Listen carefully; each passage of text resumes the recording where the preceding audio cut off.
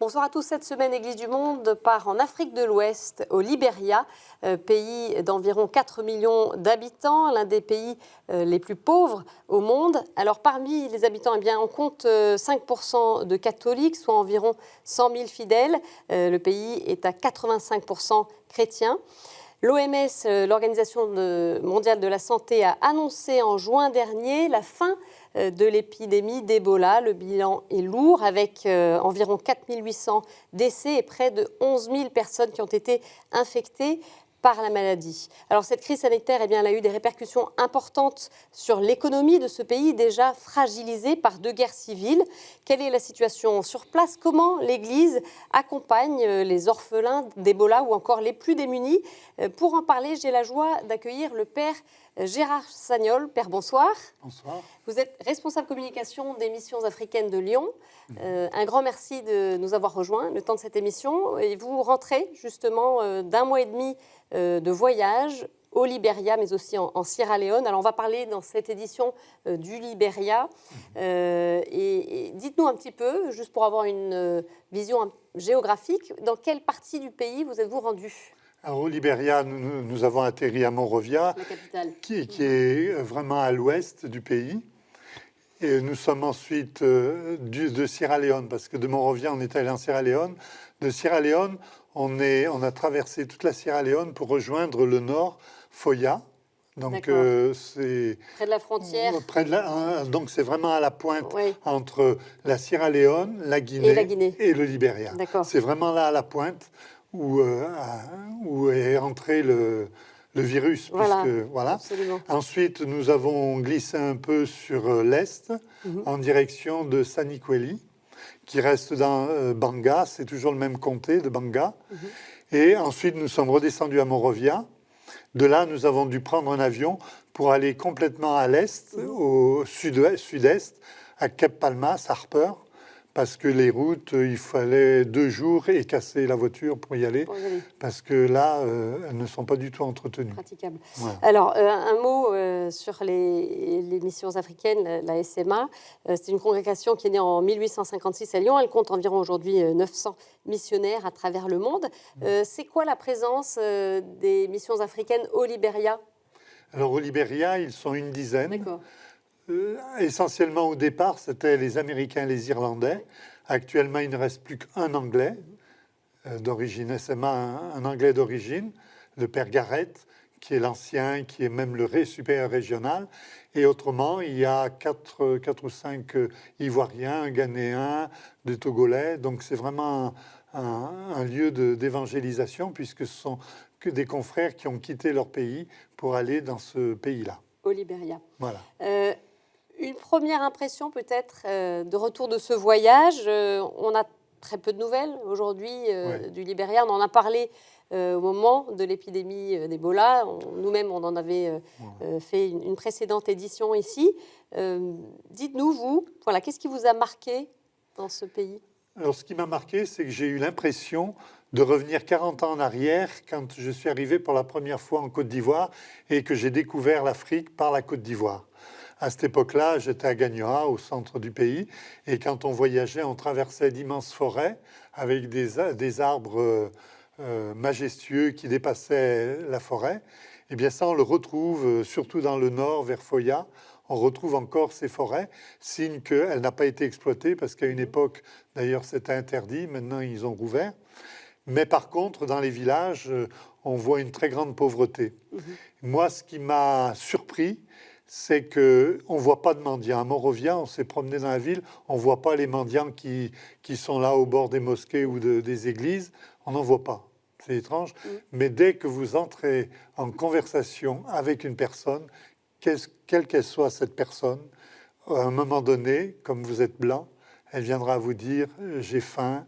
Il y en a même un qui avait écrit dans le sable, malheureusement j'ai retrouvé la photo trop tard, et écrit dans le sable « j'ai besoin d'argent ». Des gens qui travaillent, qui ont un salaire. pas très important. Mais il y a, c'est ça, c'est cette demande, ce besoin d'aide. Et je pense que c'est la guerre, suivie d'Ebola, qui ont imprimé cette chose-là, leur faisant croire que ils sont incapables de s'en sortir tout seuls et qu'ils ont besoin d'aide pour s'en sortir. C'est ce qu'ils ressentent aujourd'hui, après effectivement toutes ces tragédies Alors, qui les a je ne sais pas frappés. s'ils le ressentent, Ouais. mais c'est ce qui transpire quand on est étranger et qu'on arrive là-bas. D'accord. Moi, j'ai ressenti ça fortement.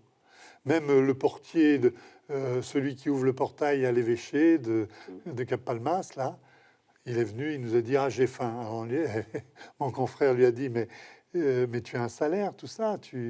Mais bon, c'est presque devenu un rituel. Dès qu'il nous voit, qu'est-ce que tu peux apporter ?» Et oui. Et vous l'évoquiez, la guerre, Ebola, ces événements successifs, est-ce que Alors, ça a ça a mis été- le pays à terre en fait? Ah oui, vraiment, vraiment. Bon, 13 ans de guerre, c'est énorme. Et au moment où il commençait à se relever, où des industriels revenaient, j'ai l'exemple dans le comté de Bomy, où le père nous a montré donc il y avait une ancienne mine qui avait été détruite, c'était devenu un campement militaire et tout ça. Donc là, il y a la végétation. Et on voit à côté une autre entreprise toute neuve, vraiment neuve, avec quelques gardiens, mais qui ne fonctionne pas.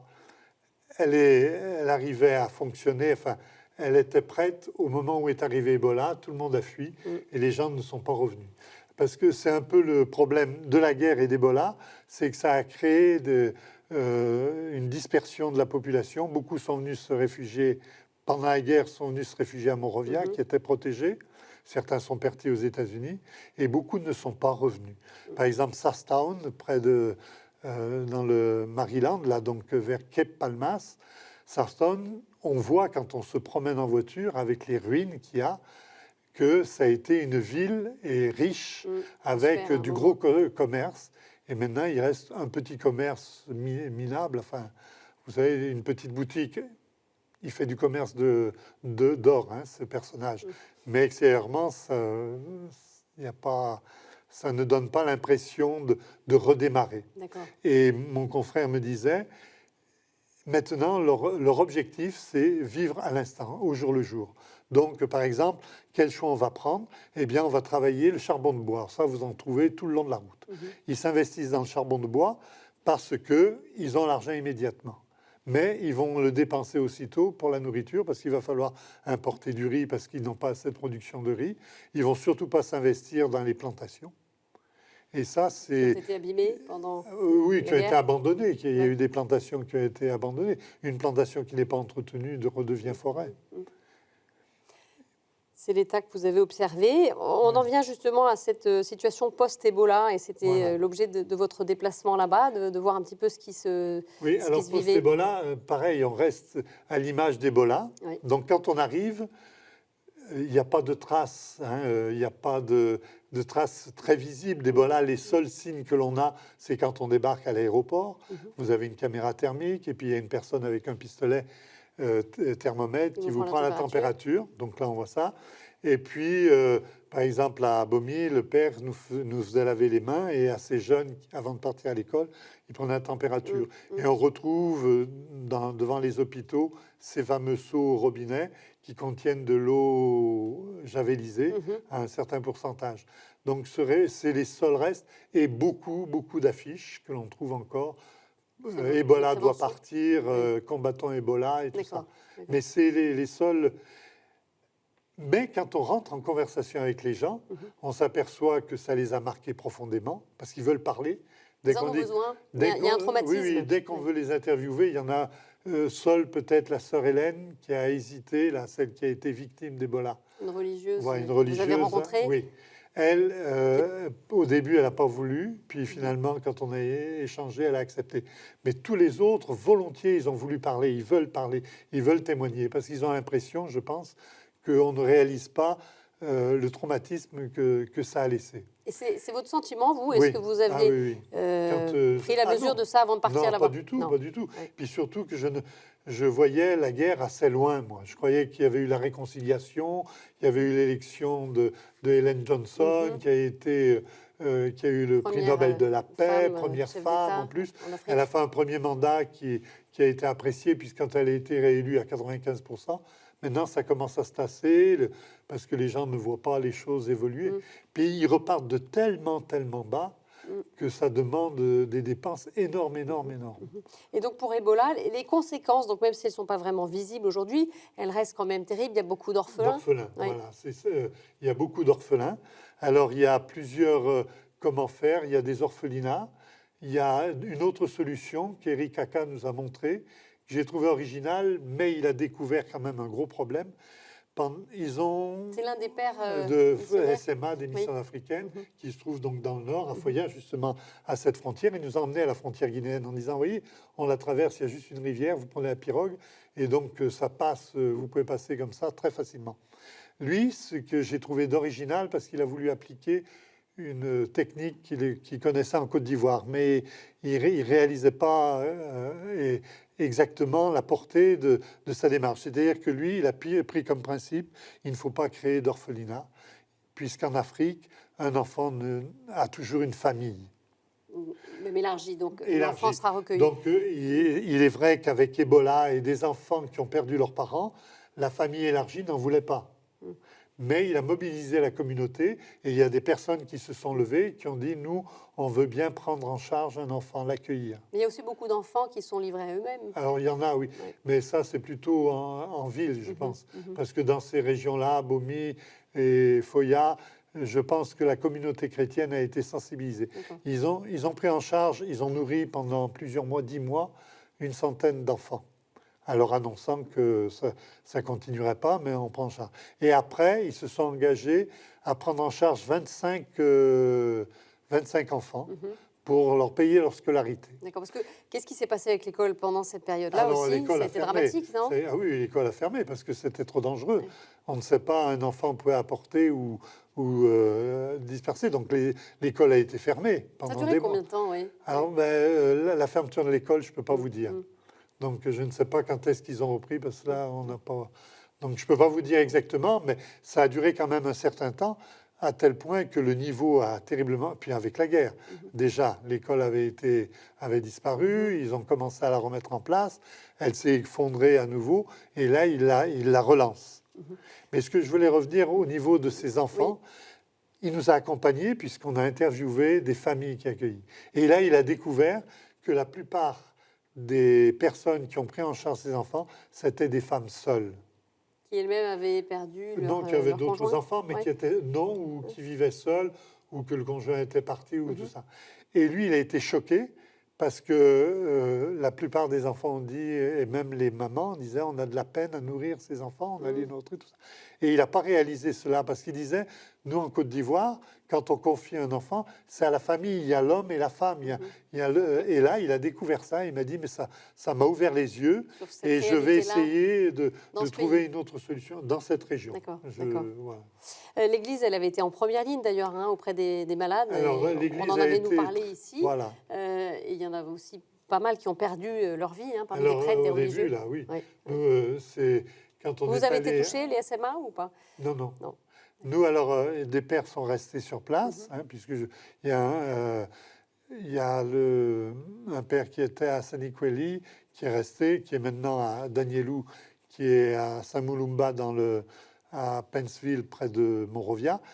Le père, par exemple, Eric Kaka, était absent quand il y a eu l'épidémie. Quand l'épidémie s'est déclarée, il a eu toutes les peines du monde à rentrer. Et il est monté par la Côte d'Ivoire en cachette, oui. Non, pour rejoindre Foya. Oui, Parce c'est que ça. c'était interdit. Il y a eu une L'accès. époque, oui. Il fermait et lui, il voulait être auprès de ces Oui, gens-là. c'est ça. Donc il y est allé, mais avec retard, il a pu les rejoindre. On en revient à l'état du pays aujourd'hui, hein. Vous le disiez tout à l'heure, ce pays qui a été mis à genoux, hein, par la guerre, puis par Ebola. C'est un pays qui a quand même beaucoup de ressources naturelles. Ah oui. Et, Il y a un minerai de fer, ouais. il y a de l'or et le diamant, donc le diamant du sang. La guerre, ça rappelle que la guerre, c'est un des nerfs de la guerre, cette exploitation de diamants. Donc il y a un potentiel extraordinaire, en Mais fait. il y a aussi l'or, il y a le pétrole. Maintenant, ils viennent de découvrir au large de du Libéria. Ils viennent de découvrir un gisement qui va être exploité. Donc il y a des potentialités. Le bois n'a été très peu exploité, donc j'espère qu'ils ne vont pas faire comme en Côte d'Ivoire, où ils ont rasé. Et puis il y a aussi le caoutchouc avec les forêts d'EVA, puisqu'il y a une grosse entreprise Firestone américaine qui fait des pneus, qui a d'immenses champs, et c'était une des grandes ressources du Libéria, qui continue. Mais il faut compter la chute du caoutchouc est tombé, il faut compter la moitié. Les mines de fer aussi, c'est pareil. Il doit y avoir au moins 50 entreprises qui travaillent le fer, parce qu'il n'y en a pas qu'à Bomi, dont je vous ai parlé, cette mine qui était fermée, mais il y en a aussi du côté de Southtown, et puis Saint-Nicolas, puisqu'on entendait les trains passer. Il y a d'immenses trains qui traversent le pays et ils ont un port spécial pour eux, qui n'est pas du tout à Monrovia et qui est entre les deux, où le minerai est exporté. Donc il y a beaucoup de ressources qui pourraient faire de ce pays un pays riche, qui s'en sorte. Est-ce que l'Église, face aux plus fragiles, est-ce qu'elle est mobilisée aujourd'hui pour encourager les communautés à se développer?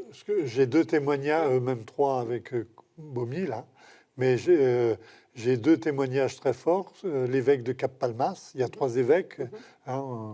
Donc l'évêque de Cap Palmas nous a accueillis d'abord pour nous montrer que l'Église est en train de renaître. Il a pu reconstruire les petites chapelles qui avaient été détruites pendant la guerre. Et maintenant, il se lance aussi dans les plantations. On en a vu quelques-unes.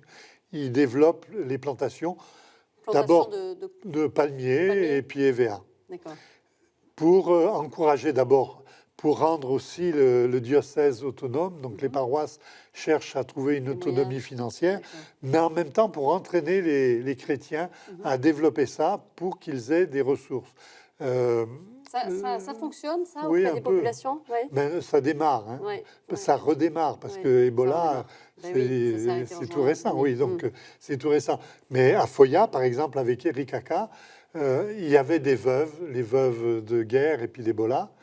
Il disait, si je leur donne de l'argent, puisqu'il peut obtenir, parce qu'il y a beaucoup d'aides qui arrivent, par contre, il y a une solidarité qui existe véritablement. Il dit, si je prends cette aide et que je leur donne l'argent pour qu'elles vivent, je sais que toute la famille va se précipiter sur elles pour leur prendre l'argent. Donc lui, la technique, comme il a la mission de Foya est très grande, ils ont une très grande surface, il leur a donné toute une parcelle, il leur a dit, vous allez cultiver. Donc elle cultive des produits vivriers et tout ça, il y a même du riz. Et c'est elles-mêmes qui cultivent et elles peuvent vendre et se faire un peu d'argent. Donc ça marche. Il y a les plantations aussi. Il a une grande pépinière pour montrer, donc il a une plantation, il leur montre comment ça marche. Et puis il y a une pépinière et il rassemble les gens.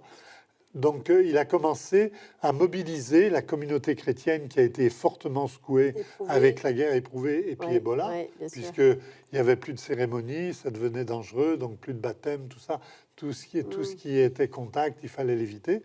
Donc lui, pour remobiliser la communauté chrétienne, il leur a dit, on va construire l'église, parce que l'ancienne église avait été détruite pendant la guerre, il n'y avait plus d'église, l'ancienne mission avait été détruite, donc il n'y avait plus rien. Il dit, allez, on va reconstruire ensemble. Il a reçu une aide, mais ce sont les gens qui ont fait les briques, ce sont les gens qui ont été chercher le sable, ce sont les gens qui ont transporté l'eau. Voilà. Et il dit que ça a vraiment remobilisé, et il continue à mobiliser, puisqu'il veut faire venir des laïcs, spécialement pour...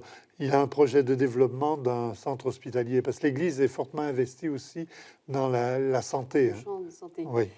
Alors donc on sent qu'il y a peut-être quelque chose qui redémarre. On va parler justement de cette église.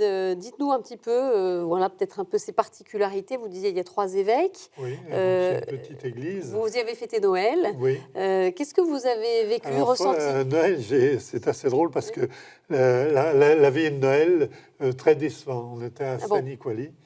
Très décevant pour une raison très simple, c'est qu'il y a une équipe de jeunes que les 2 prêtres aident à se prendre en main.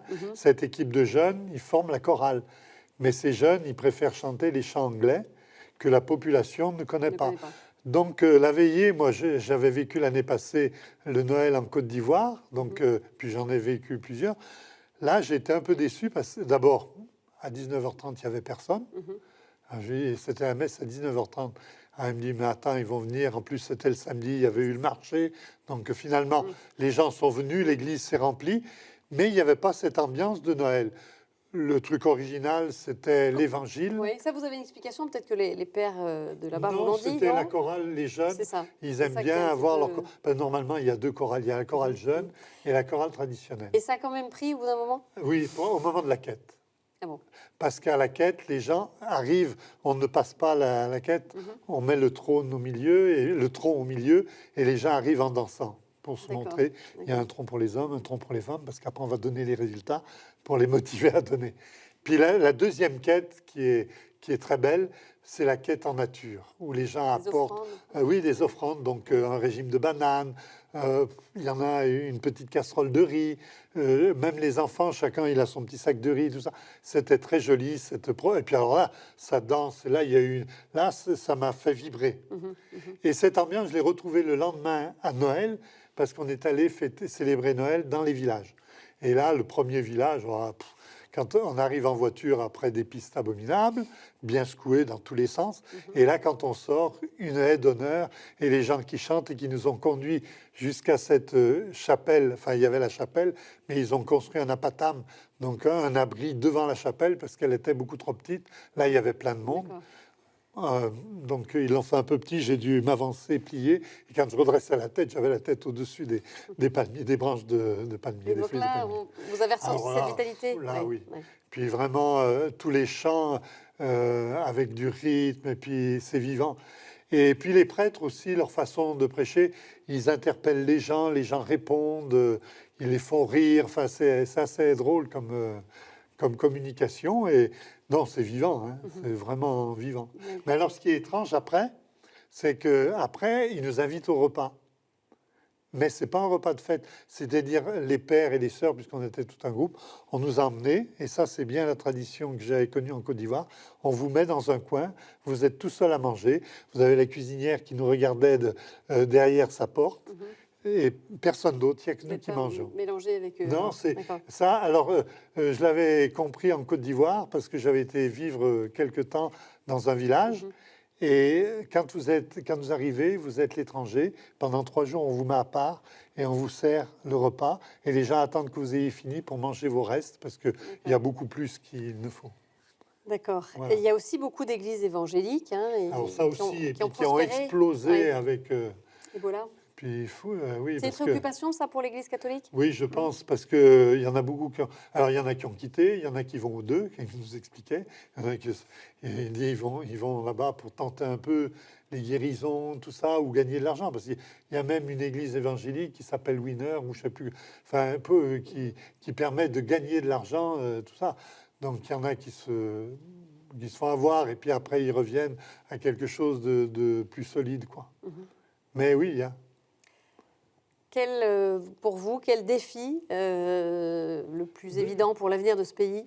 Le défi de l'Église, c'est redonner espoir. C'est leur dire qu'il y a de la vie. Et la vie, c'est pas au jour le jour. Il faut voir au loin, parce que vous avez vos enfants qui vont prendre la relève. Il faut penser à vos enfants, donc les éduquer, donc ne pas avoir peur de les envoyer, d'investir sur eux, parce que c'est eux l'avenir du pays. Et que ce pays, je pense que ça pourra évoluer assez rapidement, parce qu'il y a des grands axes que l'on a fait, qui malheureusement, il y a, par exemple, nous, quand on est descendu de Saint-Nicolas jusqu'à Monrovia, on a eu 45 km abominables, on a passé des heures, et puis après, tout est bon, et excellente, parce que les routes sont très bien faites, et pas de trous. Moi, c'est la première fois qu'en Afrique, on roulait sans qu'il y ait, enfin, s'il y a une route un peu ancienne où ils sont en train de boucher les trous. Mais c'est des routes neuves et il y a beaucoup de travaux. On a vu les Chinois, puis c'est les Chinois qui travaillent. Donc, quand ces infrastructures auront, par exemple, traversé de part en part le pays d'ouest en est et puis du nord au sud, en ouvrant sur d'autres pays, je pense que les gens, à ce moment-là, ils pourront vendre leurs produits. Il n'y aura plus... parce que ça coûte très cher. Vu que les voitures s'abîment très vite, je ne vous parle pas des camions, le véhicule qui marche le mieux sont les motos, parce que vous pouvez passer comme ça, mais vous transportez rien avec les motos. D'accord, donc il faut développer les infrastructures, développer Mais ça l'éducation. se fait, et développer Qui l'éducation, reste aussi et très tenir pauvre. mobiliser les chrétiens pour qu'ils soient signes d'espérance. Mhm. Je crois que c'est l'évêque qui nous a dit ça. Hein. En conclusion, on lui a demandé, mais est-ce qu'il y a vraiment de l'espérance? Alors, il a dit oui, oui, ça avance. Même l'école, bon, on est en retard par rapport aux autres, mais ça avance. Ça avance. Mais d'où l'Église doit travailler. L'Église travaille sur la santé, l'éducation, Mhm. hein, et puis la justice et paix, parce que la réconciliation. Et je vois notre confrère Firmin vient de lancer une émission de radio à Radio Catholique sur Justice et Paix, où il fait jouer des scènes de réconciliation avec les jeunes. Donc c'est des scénettes qui sont enregistrées. Et alors il me dit, on commence d'abord des scènes de disputes locales, de voisinage ou de famille, pour en arriver après à cette réconciliation. Parce qu'il y a encore des tensions qui demeurent. Il y en a une qui est un peu choquante, c'est à Sastown. Le jeune prêtre nous a dit, Sastown, donc c'est vers Cap Palmas, dans le sud-ouest. Là, il nous a dit, vous allez voir, à la messe, l'église est coupée en deux. Il y a les gens d'un quartier et les gens d'un autre quartier qui se sont révélés à l'époque de la guerre. Donc il y a ceux du bord de la plage et les autres. Il y a encore Cécilia. Il y a les enfants, les jeunes, maintenant ça s'atténue, mais il y a encore ça et il a ça à travailler. D'accord. Cette L'un réconciliation. des chantiers aussi de l'Église des chrétiens.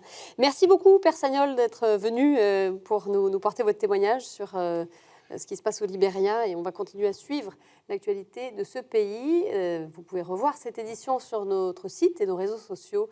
Très belle semaine à tous et on se retrouve mercredi prochain. Au revoir. Merci.